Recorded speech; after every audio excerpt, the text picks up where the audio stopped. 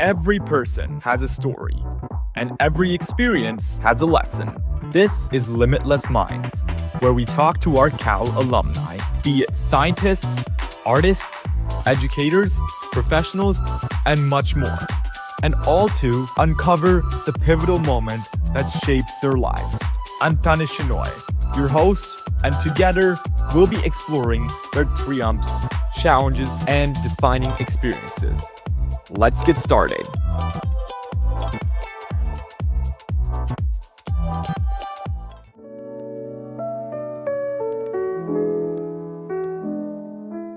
Hey everyone, welcome back to Limitless Minds, the podcast where Cal alumni share not just where they ended up, but also what they learned along the way. I'm your host, Tanish Shenoy, a freshman at Cal, teen entrepreneur, and someone who's starting to realize that, well, figuring out what you want is just about as important as figuring out what you're good at. Today's guest, Gary Slavit, has been doing purpose-driven work before most of us were even born. He's a Cal grad from the class of 1978, a nonprofit consultant, and taught project management at Sac State for around 22 years. But what really stood out to me is how he talks about life, not in big moments, but in steady flow. So if you're feeling the pressure to go big right now, this one is going to give you some real perspectives. Gary, welcome to Limitless Minds. I am super excited to have you here today. Well, thank you for having me. And thank you for joining, and let's get started. So, we live in this world that's all about speed, disruption, but I've been really drawn to how your quiet consistency, the fact that you've built this life through teaching, mentoring, and even service. Honestly, it's the kind of purpose people my age are trying to reverse engineer on LinkedIn. So I'm excited to be learning from you today. So Gary, let's start way back in post-Cal times in the late 1970s. You just got your economics degree from Cal, and what came next? Do you know where you were heading, or did you know anything about what you were going to do? Not really specifically. I kind of had a few things that I was looking at. I thought about becoming a teacher, not at the college level like you alluded to before, but just, regular teacher. And matter of fact, I started filling out the applications to get a teaching credential. And something that was very unlike me was I just wasn't getting them done. I kept putting them aside and things like that. And I realized, okay, this is not a passion. If I'm not excited about doing the applications, I'm not excited about doing this. And I wasn't really sure where I wanted to go at that point. So I decided, for the time being at least, to go into the family business, which is what I did. We had, my parents owned a telephone answering service. My father had passed away, so it was just my mother, but I joined the family business and started out there. And I realized that probably one of the reasons I didn't really want to go into teaching as a full-time gig was that, my family, back to my grandfather, has always been entrepreneurial. My grandfather was a butcher, and he had his own butcher shop, and my parents owned their own business. And I think that that's just where I was headed. So being in the family business, that was a place to start. From there, things just kind of migrated into other areas. And so, going to family business and starting from there when you had no clue what you wanted to do, what was that like, and how do you feel it shaped who you are today? Yeah, well, going into the business, I did have an opportunity to take it over. My mother had asked me, said, is this what you want to do full time? And the answer was no. Not that particular business. I didn't feel that, I felt that there were just some things about the future of the business that were going to make it a very difficult business, and which ended up being true. And we also had an opportunity to go into a different business, a data processing service bureau. Business processes for other companies, doing their billing and their accounts payable and general ledger and payroll and all of that. And that seemed to be an up-and-coming type of thing. So we opened up this secondary business, and eventually somebody came and made an offer for the original one and the answering service, and decided, this was a good time to sell. So we did that and went into the data processing service bureau. Did that for a few years. We brought on a couple of additional partners, but and eventually sold out to them and kind of branched off into different directions. And how that shaped it just really showed me that there was an entrepreneurial spirit in there. That, I wasn't necessarily looking to, be the next multi-bajillionaire or anything, but the businesses that the family had always had were those that kind of service individuals and other small businesses. So we weren't, it wasn't looking to become a multinational conglomerate or anything, but just, keep that small business spirit. Nice. So besides this being a part of your family business, you also taught project management for well over 2 decades, which it's a long game.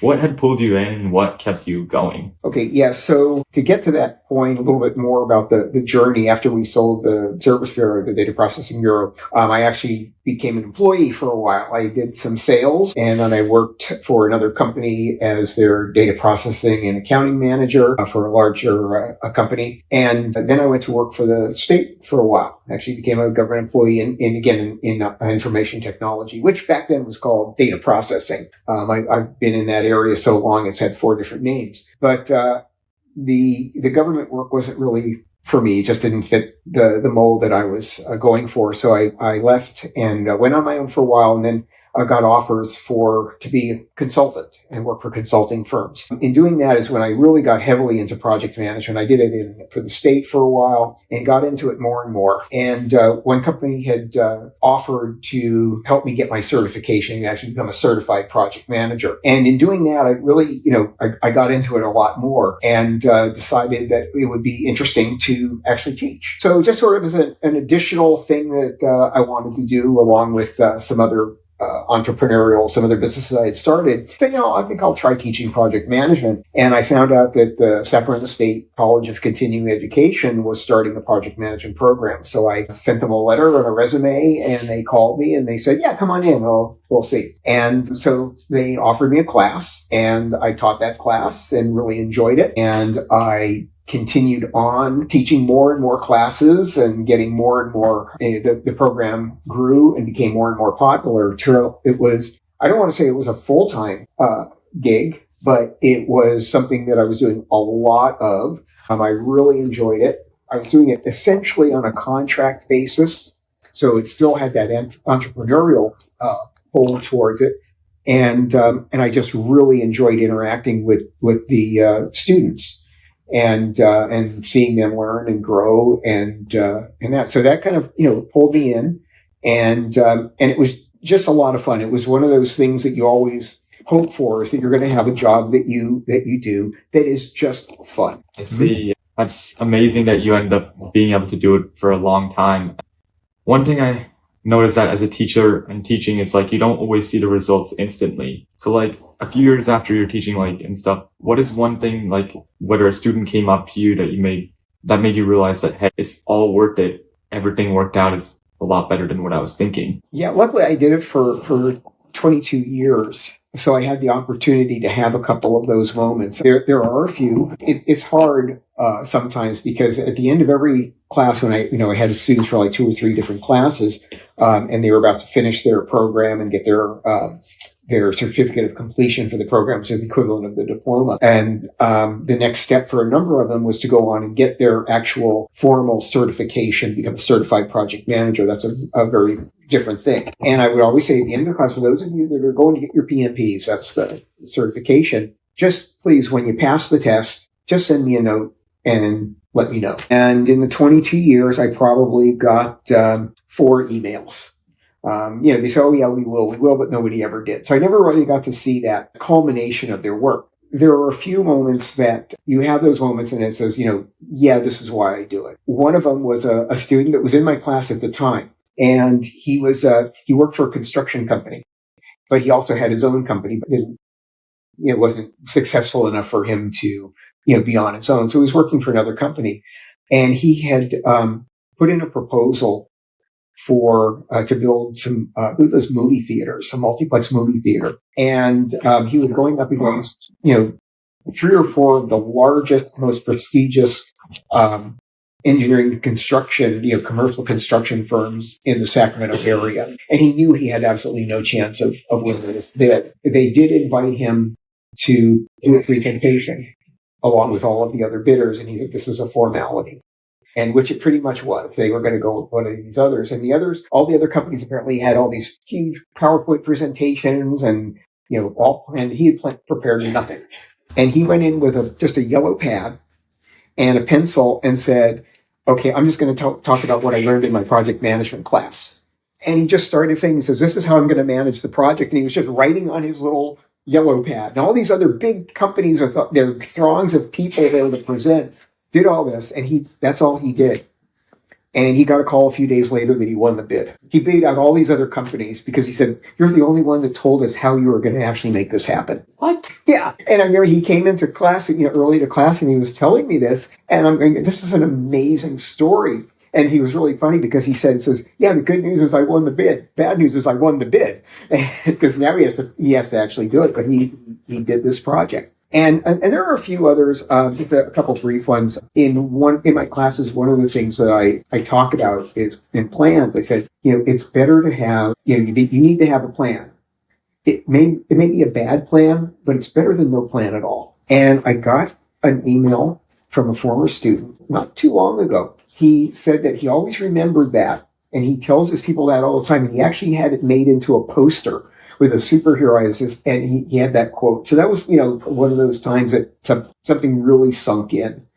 And I guess the other one was just something that happened recently after COVID. We had transitioned to Zoom, and there's one very, very detailed, complicated analytical project status analysis method that I teach. And it has people's heads spinning. It's very difficult, very complicated. And one of the students put into chat directly to me, he said, I've learned this process about 4 or 5 times, but the way that you've explained it, this is the first time I understand it. And that was one of those moments that say, yeah, okay, this is why I'm doing this. I see. Yeah. And about the bad plan part, I know it sounds kind of contradictory, being like, you shouldn't have a bad plan. It's best to have no plan. Typically people say, and a bad plan is not something you should keep around. Make sure you plan it to the best. What do you feel like you'd say if someone said, why I don't want to have a bad plan? I want to have my plan to a good point or to the best. Well, we all want to have a good plan, but sometimes we don't have enough information. Sometimes we don't have what's necessary, or sometimes the information is wrong.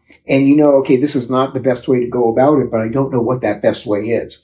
But at least if you have a bad plan, you're heading in a direction. And the thing about plans is they're always changing. So as you learn more, as you're heading in that direction, you make those adjustments. But if you don't have a plan, it's just, if you don't know where you're going, any road will take you there. So at least the plan says, okay, this is where we are. This is where we want to be. The road might not be the right one, but at least we're heading in the right direction. If you don't have a plan, you're just taking it as it goes. And, it's going to take you down a bad path 9 times out of 10. I see. Yeah, that's so true. A lot of people feel like I feel like a lot of people need to hear this, as this is very underrated, to have like a plan that might not be perfect or might not be good enough at the time, but hey, at least it'll get you started and take you to some good place. Well, absolutely. And you just made something you said made a really, really good point. Say a plan that's not perfect. Perfection is highly overrated. Perfection hinders progress. Things don't have to be perfect. They have to be good enough. And I've seen too many people say, well, no, it's good enough. Let's move on. Let's get there. It's that analysis paralysis type of thing. So yeah, perfection is highly overrated. That's why people tell me, oh, I'm a perfectionist. I'm sorry to hear that. That's a wonderful insight. Definitely a lot of people need to hear that. Yes. So I know, like you shared with me a while back, that there are no defining moments and you just go with the flow. Can you talk about that mindset? What is it like? And also like how people should adapt to that mindset? Yeah, and I don't know if people should adapt to that mindset. I mean, a mindset is your own, so maybe it's not right for other people. That's kind of one of the things I've learned along the way. Everybody's different. But for me, in thinking about, I've been asked that before. What is that defining moment in your life? I don't know. I don't know that I've had one, or that it stood out to me enough to become that. I learned early on, before my Cal days, back in high school and even younger, that life is going to throw things at you and that you need to adapt to those. And, you're dealt a hand, and that's what you have to play. How you play that hand can mean the difference between a pair of twos and a straight flush. But, you kind of have to take what is in front of you now and go that way. And I'm not saying that you should just be a totally reactive person all your life, just wait for things to happen. You can certainly be proactive and you can plan. And so I don't want to make it think that's against what I was saying before about, don't have a plan, but no, have a plan, but realize that plan is going to change, because as the unexpected happens, and it always does, when the unexpected happens, when an opportunity presents itself that you didn't expect, make the decision, is this an opportunity that is going to be good for me in the long run or even in the short run? Or is it something that you take a pass on and then you adjust from there? And I found that to be true is just all through life, is that things are going to change. And yeah, this is what was expected. This was the plan, but it just didn't work out that way. And there are things that happen that are not under your control. If it's under your control, you can do something about it. If it's not, then you have to react in ways that are under your control. I see. So definitely be a little bit open to changing your goals up. And don't put that numerical value.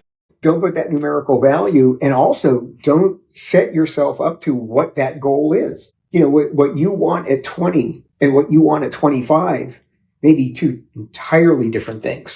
So looking back at all the amazing things you've done over the years, teaching, mentoring, and consulting, what is one thing you're proud of? And no, I do not mean like in terms of resume stuff, the actual stuff that you're proud of. Okay, so as you had mentioned before, a lot of my consulting, I did small business consulting and nonprofit work. And I've served for nonprofits on boards and as president and treasurer and all that for about 45 years or more. And so I think that's probably what I'm most proud of, is the work that I've done in the nonprofit world, helping to build organizations and to, we did a lot of social service agency stuff, and helping people. And I guess that's part of the teaching too, is, just helping all the thousands, literally thousands of students that I've taught, over those 22 years, just, giving them things that can help them, on a day-to-day basis. Yeah, that's a lot of amazing insights. And if you could tell something to your younger self, like the one